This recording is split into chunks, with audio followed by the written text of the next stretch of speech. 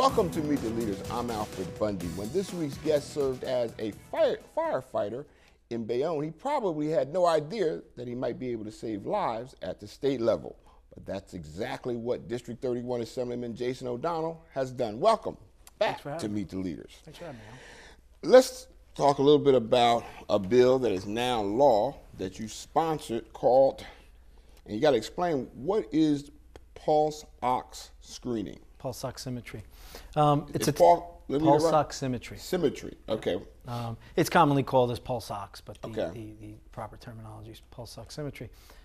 It's a test given to newborns, children born within 24 and then within 24 hours the test is administered, and it checks the oxygen level in the hemoglobin in the blood to make sure that there are no cardiac abnormalities. And how often is this administered? Is this for all children or just every newborn? certain? Every newborn in the state of New Jersey will be administered this test as of September 1st, 2011. And what brought all this on? What was the issue before this? Well, ironically, my son, my third child, Patrick, was born with a cardiac defect. Initially diagnosed with a heart murmur by the attending neonatician.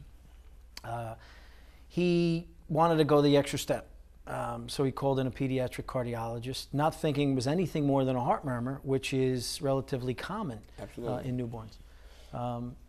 The pediatric cardiologist came in the next day, and within minutes diagnosed my son with a cardiac abnormality. He had an occlusion of his descending aorta. They call it a coarctation, which required life-saving emergency surgery, which he had in the days following. So that brought to light how these things can get missed. What further brought it to light for me is the fact that there are so many mandated tests on newborns in the state of New Jersey. We mandate hearing screenings, and we test for any number of diseases and abnormalities, yet we don't really do anything more than cursory inspection of the heart by a stethoscope.